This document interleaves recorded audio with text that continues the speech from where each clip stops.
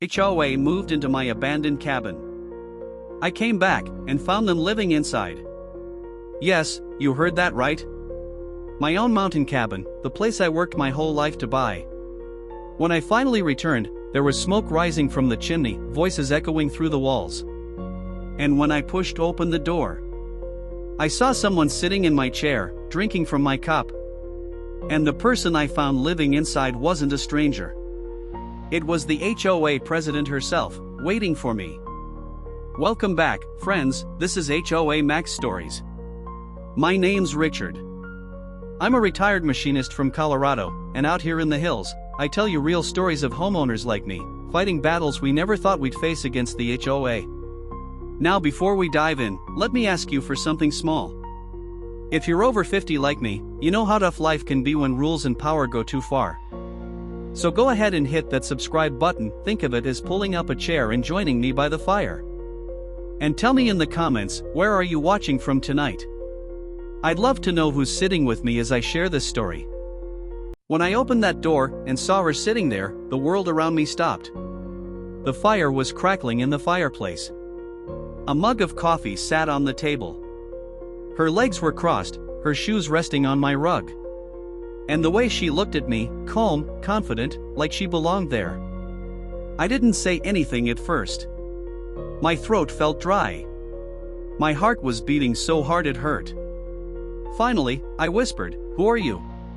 She smiled slowly. Not a friendly smile, but a smile that made me feel small in my own home. "I'm the president of the HOA," she said. "And this cabin is now under our control." I froze. My ears rang. My own cabin? My property? Under their control? I stepped inside and looked around. Curtains I never bought hung in the windows. A rug I had never seen stretched across the floor. Dishes in the sink. Blankets on the couch. It didn't look abandoned anymore, it looked lived in. But not by me. I felt sick. "This is my cabin," I said, louder this time. "I bought it. I own it. I have the deed." She leaned back in the chair, her smile never fading. "Paper means nothing," she said softly. "The HOA makes the rules here. And you abandoned this place." Abandoned. The word hit me like a punch. Sure, I hadn't been back in years. Life had pulled me away. Work. Bills. Responsibilities. But abandoned? Never. This cabin was my dream. My reward after decades of struggle. I took a step closer. "You need to leave. Right now." Her smile widened. "No, you need to leave." Two men appeared from the hallway. Big men. Broad shoulders. They stood on either side of her like guards. My stomach dropped. It wasn't just her. It was all of them. "This is trespassing," I said firmly, trying to keep my voice steady. "You can't just walk into someone's home and take it." The taller man stepped closer. His shadow fell across me. "Step outside," he said. His voice was deep, cold. I held my ground. "No. This is mine." The president tapped the papers on the table. I could see stamps, signatures, rules I had never heard of. "You'll learn something very quickly," she said. "The HOA always wins." Those words. I can't explain the way they cut into me. Like she had already decided my fate. Like she had stolen not just my home, but my power. I backed toward the door slowly, my hands shaking. My chest felt heavy, my throat tight. When I reached the porch, I turned and walked fast down the steps. But I could still hear her voice behind me. "The HOA always wins." I sat in my truck for almost an hour.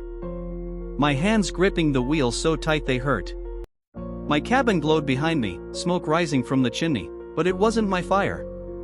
It wasn't my home anymore. I drove away that night, but I couldn't leave the thought behind. My dream had been stolen. My peace destroyed. The next morning, I returned. When I pulled up the gravel road, my eyes caught on something new. A wooden sign hammered into the ground. Right in front of the porch. Property in dispute, under HOA investigation. The letters were bold. Black. Final. I ripped it down and threw it aside. Rage burned in my chest. I marched up to the porch, ready to storm inside. But before I reached the door, it swung open. She stood there again. The president. This time with 2 more men behind her. "You're trespassing again," she said coldly. I laughed bitterly. "Trespassing? This is my house." She shook her head. "Not anymore." The men stepped forward, blocking me. My heart raced, but I refused to move back. I held my phone up, recording. "The world will see this. Every single person will see what you're doing." For a second, her smile slipped. Just a second. But then it returned. "You don't understand," she said. "We don't need the world. We have the rules." I turned and walked away. My hands shaking, my chest burning, but my camera rolling. That night, I sat at my kitchen table in town. I taped my deed back together after it had been torn. I replayed the video over and over, hearing her words, seeing her face. And something inside me changed. Fear turned into fire. I wasn't going to walk away. Not from this cabin. Not from this fight. I made a promise to myself. I would take it back. No matter what it cost me. But deep down, one question haunted me. What would they do next? And now, friends, let me ask you. Backhand index pointing right. If you came back to your dream home after years, and found strangers inside, laughing, living like it was theirs, would you walk away quietly, or would you fight with everything you have? Drop your answer in the comments. I really want to hear what you'd do. That night I barely slept. My mind kept replaying the image of strangers in my cabin, the fire glowing in my fireplace, their laughter echoing where silence once lived. Every time I closed my eyes, I heard her voice again. The HOA always wins. The more I thought about it, the angrier I became. This wasn't just some squatter. This wasn't a misunderstanding. This was organized, calculated. They believed they had power over me, and they were daring me to fight back. So when the sun came up, I knew I had to act. I grabbed every document I had, my deed, my tax receipts, even the first photo I took when I bought the place. Proof. Real proof. I shoved it all into a folder and drove straight back to the mountain. The road twisted through the trees, but my mind wasn't on the scenery. It was on her face. That smug smile. The way she had leaned back in my chair like she owned it. Not anymore, I thought. Not today. When I pulled into the driveway, my heart sank again. Another new sign. Bigger than before. HOA property, trespassers will be prosecuted. My hands tightened on the steering wheel. They were doubling down. I climbed out of the truck, clutching my folder. My boots crunched on the gravel as I marched toward the porch. The door opened before I could knock. She stood there waiting, arms crossed, her guards behind her. "You again," she said softly, almost amused. "Yes, me again," I snapped. "And this time I have proof." I shoved the folder toward her, opening it so she could see the deed, the records, my name printed in black and white. "This cabin is mine. Legally. Officially. You have no right to be here." Her eyes flicked down at the papers, then back up to me. That smile returned. Cold. Cruel. "You don't get it," she said. "We don't follow paper. We follow rules. Our rules." Before I could react, one of the men stepped forward, snatched the papers from my hand, and ripped them straight down the middle. The sound of tearing echoed in my ears like thunder. I lunged forward, but the second man blocked me, his hand pushing hard against my chest. My heart pounded, my breath came in sharp bursts. "You can't do that," I shouted. These are legal documents. The taller man stared back at me, silent, unflinching. The president only smiled wider. "You'll learn," she whispered. "This fight is already over. You just haven't accepted it yet." My fists clenched so tight my nails dug into my palms. Every muscle in my body screamed to fight, to throw them out by force. But I didn't. Because I knew that's exactly what they wanted. They wanted me to lose control, to give them the excuse to call the sheriff and flip the story. So I stepped back. My voice shook, but I made it loud enough for them to hear. "This is my home. And I am not going anywhere." Her smile faltered for just a second. I turned, walked down the steps, climbed into my truck. My chest burned with rage, my head spinning. As I drove away, I could hear her laugh behind me. That laugh followed me all the way down the mountain. By the time I reached town, my hands were still shaking. I drove straight to the county office. I slapped what remained of my folder onto the counter, demanded copies of every record, every signature, every file proving I owned that land. The clerk looked at me with wide eyes as I explained what was happening. He shook his head in disbelief but printed everything out. When I walked out of that building, I held a stack of papers so thick I could barely fit them under my arm. Proof. But proof meant nothing if no one listened. That evening, I sat at my kitchen table, laid the papers out in neat rows, and filmed them with my phone. Then I told my story, every detail. How the HOA had moved into my cabin. How they ripped my deed in half. How they chained my door and posted signs calling me a trespasser. I uploaded it online. Within hours, people started responding. Comments flooded in. Some angry. Some supportive. Some telling their own HOA horror stories. I wasn't alone. And that gave me strength. The next morning, I drove back again. This time, I parked down the road and walked through the trees. Quiet. Careful. Through the window, I saw them again. Sitting at my table. Drinking wine. Laughing. Playing cards. Like a family. It made my blood boil. I pulled out my phone, filmed every second. Their faces. Their laughter. The way they made themselves comfortable in the home I had built with my own hands. Suddenly, one of them spotted me. A tall man stood, walked to the window, and locked eyes with me. His mouth curled into a grin. He pulled the curtain shut. I stood there in the cold, my heart hammering, my breath heavy. But I kept filming. Because now it wasn't just my fight. It was everyone's fight. Everyone who had ever been bullied, threatened, or pushed out by an HOA. I wasn't backing down. Not now. Not ever. And now let me ask you, friends. Backhand index pointing right. If you saw strangers inside your home, laughing around your table, and the law moved too slow, would you wait patiently for justice, or would you take action with your own hands? Tell me in the comments, I want to know what you would do. The next morning I woke up with one thought burning in my head: they were still in my cabin. Still sitting around my table, laughing, enjoying what was mine.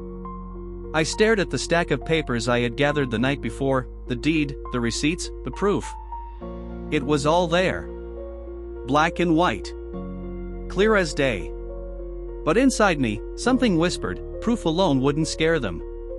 They weren't afraid of paper. They weren't afraid of truth. They were only afraid of power. So I decided that day I wasn't just going to show proof. I was going to show them I wasn't backing down. I drove up the mountain with my truck roaring louder than usual, like even the engine shared my anger. The trees blurred past as I gripped the steering wheel tighter with every mile. When I reached the driveway, my jaw dropped. A heavy chain wrapped around my front door. A thick metal lock shined in the sunlight. And nailed right to the wood was a giant notice. HOA seal, entry prohibited. My blood boiled. They weren't just living in my cabin anymore, they were shutting me out completely. I marched to the porch, tore the paper down, and rattled the chain so hard the whole door shook. The sound carried through the valley. And soon, the door cracked open just a few inches, the chain pulling it tight. She appeared again. The president. Her eyes were colder than the mountain air. "What do you think you're doing?" she hissed. I leaned in close, my voice shaking but firm. "This is my home. You have no right to chain me out of it." She smirked, leaning her face toward the gap. "You abandoned it. The HOA is protecting it now. You can scream all you want, but we're not leaving." I pulled my phone out, recording the chain, the lock, her face. "The whole world will see this," I said. "Every single person will see the theft happening right here." For the first time, I saw her smile flicker. Just for a moment. Then she slammed the door, the chain rattling as it shut in my face. I stood there, fists clenched, heart racing, the cold wind biting into my skin. That moment burned into me. I knew then, this was war. I drove straight to my lawyer's office. Showed him the video, the papers, the chain. His jaw tightened as he watched. "This is good," he said. "This shows they're blocking you from your own property. We can use this." I leaned forward, fire in my voice. "I don't just want to use it. I want to win. I want them out." He nodded slowly. "Then prepare yourself. HOA cases are messy. But we'll fight." The following week, the HOA hit back harder. Letters in the mail. More threats. Fines stacking on top of each other. Trespassing fees. Abandonment fees. Violation penalties. By the end of the week, according to them, I owed nearly $20,000. It was laughable and terrifying. They weren't just trying to take my cabin. They were trying to crush me. But instead of breaking me, it gave me strength. Because every fake fine, every absurd threat told me the same thing. They were scared. And scared people make mistakes. So I doubled down. I kept filming. Every drive up the mountain, every sign they posted, every word they said. And slowly, something changed. Neighbors started talking. Quietly at first, then louder. They whispered their own stories, threats, fines, harassment. People too tired, too scared to fight back. And I realized, this wasn't just about me. This was bigger. The HOA wasn't just trying to steal one cabin. They were spreading fear. And they had been doing it for years. That night, I uploaded another video. This time not just about me, but about them, how they worked, how they threatened, how they thought they owned people's lives. The response shocked me. Thousands of views. Hundreds of comments. People from all over the country writing, "This happened to me too. HOA bullied my parents for years.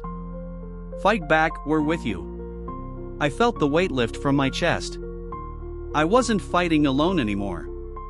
But the HOA wasn't done. The very next morning, as I drove up the mountain again, I noticed something chilling. A black car following me. No headlights. Just shadows in my rearview mirror. Every turn I took, they took too. Every stop, they slowed. My stomach tightened. My throat went dry. Finally, I pulled over. My truck hissed as it stopped on the side of the road. The black car slowed behind me, then sped past into the night. But I knew. They were watching me. I sat there in the silence, the forest pressing in on all sides, and for a moment, doubt crept in. Was I risking too much? Was I putting myself in danger? Then I looked up at the mountain. My mountain. My cabin. My dream. And the doubt turned to fire. They could follow me. They could threaten me. They could bury me in paper. But they would never break me. Because this fight wasn't just about a cabin anymore. It was about justice. And I wasn't going to stop until I got it. And now let me ask you, friends. Backhand index pointing right if your home was chained shut, stamped with signs saying it no longer belonged to you, would you walk away quietly, or would you rattle the chain until the world heard you? Tell me in the comments, I need to know how you would fight back. The morning after that black car followed me, I sat at my kitchen table staring at the stack of papers in front of me. Threats. Fines. Warnings. Every letter stamped with the HOA seal, bold red ink screaming like it was law. I could feel the pressure building. That's what they wanted. They wanted me buried under fear. But I wasn't giving in. I picked up the phone and called my lawyer. His voice was calm, steady, like he'd seen battles like this before. They're going to hit harder now, he said. Expect a lawsuit. And he was right. 2 days later, it arrived. A thick envelope, heavier than anything I'd ever held. When I tore it open, my stomach turned. Page after page accusing me of crimes I never committed. Harassment. Trespassing. Even emotional damages. I sat back in my chair, staring at the pile. They weren't just trying to take my home, they were trying to destroy me. For a moment, fear gripped me. What if the judge believed them? What if the law moved too slow? What if I lost everything? But then I remembered the fire in my chest the night I rattled that chain. I remembered her words. The HOA always wins. Not this time. I called my lawyer again, and we filed our counterclaim. Trespassing. Fraud. Illegal occupation. Every weapon we had, we threw back at them. And when those papers were filed, I felt something I hadn't felt in weeks. Hope. But hope didn't mean peace. The very next day, I drove back up the mountain. As soon as I pulled into the driveway, I saw them waiting. More cars than ever before. The porch crowded with people. And standing at the front was the president. Her arms crossed, her eyes sharp, her mouth twisted in that same smug smile. You think this scares us? She shouted. Your little lawsuit? You're wasting your time. I stepped out of the truck, phone in hand, recording every second. This isn't wasting time, I said. This is justice. And it's coming for you. The crowd behind her muttered. Some looked nervous, shifting their weight, glancing at one another. For the first time, I sensed cracks in their wall. But she didn't back down. She stepped closer, her voice low and venomous. You will lose. You will lose everything. Her words dripped like poison, but I didn't flinch. Not this time, I whispered back. I turned and walked away, but I knew she wasn't done. That night, as I sat in my truck at the edge of town, headlights flashing past me, I noticed something that chilled me to the bone. Another car. Not black this time, but silver. It slowed as it passed, the driver's face hidden by the glare of streetlights. I felt their eyes on me. Watching. Waiting. They wanted me scared. They wanted me paranoid. But instead, it lit a fire inside me even hotter. Because if they were watching me this closely, it meant one thing. They were worried. The following morning, I got the call I'd been waiting for. The sheriff's office. We've reviewed your video evidence, the deputy said. We're authorizing an inspection of the property. My chest tightened. My hand shook as I held the phone. Finally. After weeks of fear, threats, and waiting, the law was stepping in. When the day came, I followed the sheriff's car up the mountain road. Red and blue lights cut through the trees. My heart pounded with every turn. When we pulled into the driveway, the crowd was already there. The president stood at the porch, her face pale, but still defiant. The sheriff stepped out, voice booming. Step aside. We're conducting an inspection. For the first time, I saw her hesitate. She tried to argue, waving papers in the air, shouting about rules and authority. But the sheriff's voice cut through her noise. Ma'am, this is not your property. You're leaving. Today. The words echoed through the mountains. I stood frozen, breath caught in my throat, as the deputies moved past her and into my cabin. Minutes felt like hours. My fists clenched, my chest rising and falling like a storm. And then, it happened. The sheriff walked back out, holding my deed high in his hand. "This property belongs to him. Vacate immediately." The crowd fell silent. Her face turned red. Her mouth opened, but no words came. She looked at me, hatred burning in her eyes. "This isn't over," she hissed. I stepped closer, my voice steady, every word sharp as a knife. "It is for you." The deputies watched as they packed their things. Box after box, bag after bag, dragged down the steps. Every piece of furniture, every dish, every blanket they had brought inside, carried back out. And I stood there, watching them leave. When the last car drove down the gravel road, the silence was deafening. The smoke from the chimney faded. The porch creaked under my boots as I stepped inside for the first time in weeks. The cabin smelled strange, like someone else's life still lingered there. But under it all, I felt something else. Home. I dropped into the chair by the fireplace, the same chair where she had once smirked at me. And I let out a long, heavy breath. The fight wasn't over completely. The papers, the threats, the lawsuit, they still hung in the air. But for the first time, I was sitting inside my own home again. And I knew one thing. The HOA had lost this round. And now, my friends, let me ask you. Backhand index pointing right, if the sheriff finally came to your side, and your enemies were forced to pack up and leave your home, what would you do first, celebrate, or prepare for the next fight? Tell me in the comments. I'd love to hear how you would feel in that moment. The night after the sheriff forced them out, I stayed in the cabin. My cabin. For weeks, I had dreamed of this moment, sitting by the fireplace, hearing only the crackle of wood, feeling the mountain silence wrap around me.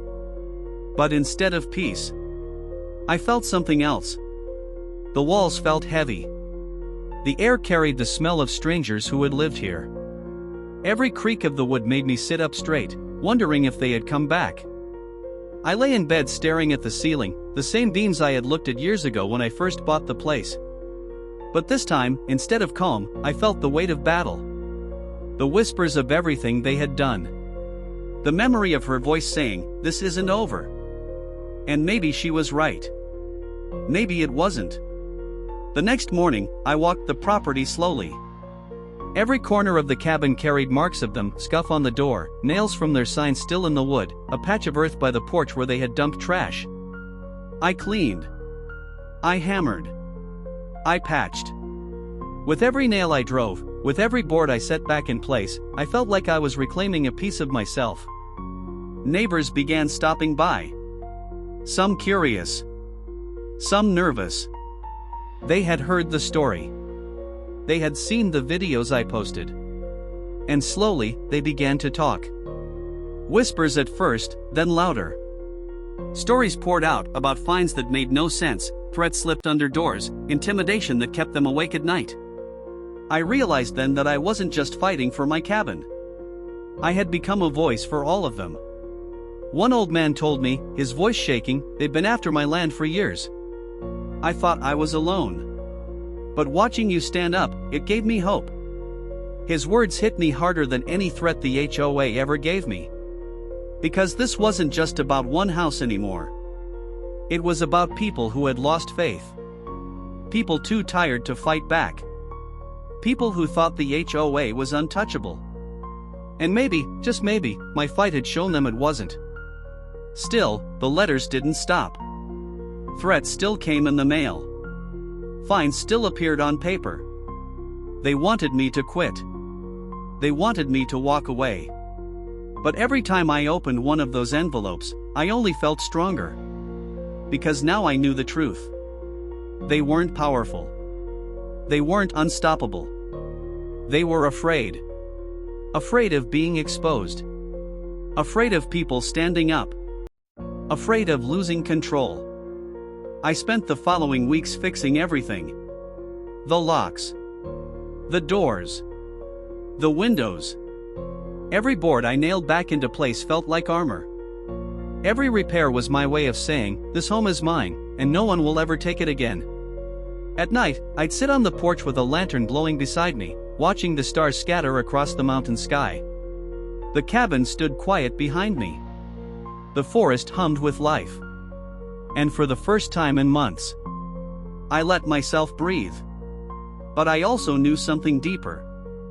This victory wasn't permanent. Not really. Because the HOA doesn't disappear. They move. They spread. They look for the next person who's too tired to fight. The next home left quiet too long. The next family too scared to resist. And that thought stayed with me, even as the cabin felt whole again. Maybe my fight was just one battle in a war that never ends. But it was proof. Proof that standing up mattered. Proof that even when they said, the HOA always wins, they were wrong. I sat inside one evening, the fire warm on my face, and thought back to that first day. The smoke in the chimney. The voices inside. The door swinging open to reveal her sitting in my chair. She thought she had one. She thought the story was over before it even began. But here I was. In the same chair. In the same cabin. And she was gone. I closed my eyes and let the silence sink in. Not the silence of defeat. Not the silence of fear. The silence of victory. Still, the question stayed in my heart. If it happened once, could it happen again? And what about the next homeowner? The next cabin? The next family? I looked into the flames and whispered to myself, not if I can help it. Because this story wasn't just mine anymore. It belonged to everyone who had ever been bullied, threatened, or pushed down by the HOA. And maybe telling it, maybe sharing it with all of you, was the best way to make sure it never happened again. And now, friends, let me ask you something from the heart. Backhand index pointing right. If an HOA came after your home, your peace, your life, would you fight like I did, no matter how hard, no matter how long, or would you walk away to keep your sanity? Drop your answer in the comments. I truly want to hear your voice. Because maybe your story is the next one I tell. That first week after the HOA was forced out was the strangest week of my life. I should have felt relief. I should have felt peace. I should have been celebrating with a glass of whiskey by the fire. But instead, I kept hearing echoes. Every creak of the cabin made me wonder if they had slipped back inside. Every crunch of gravel outside made me think another black car was waiting for me. Her voice stayed in my head like a shadow. This isn't over. At night, I would sit up in bed, staring at the dark outline of the ceiling beams. My fists clenched under the blanket, waiting for footsteps that never came. The cabin was mine again, but my peace had been stolen. I decided the only way forward was to rebuild. To erase their fingerprints from every corner of this place. So I worked. From sunrise to sunset, I worked. I tore down the signs they had nailed into my porch. I scrubbed the walls, washed the curtains, threw out every trace of what they left behind. With each swing of the hammer, with each brush of paint, I felt a little stronger. A little more in control. Neighbors started stopping by. At first, they only stood at the edge of the driveway, watching me work. But slowly, one by one, they came closer. An older couple told me how the HOA had fined them for planting the wrong flowers in their yard. A single mother admitted she had paid thousands in fees that never made sense. Another man confessed they had threatened to foreclose on his home over a broken fence. And it hit me, my fight wasn't just mine. It was everyone's. The HOA thrived on fear. On silence. On people too tired or too scared to push back.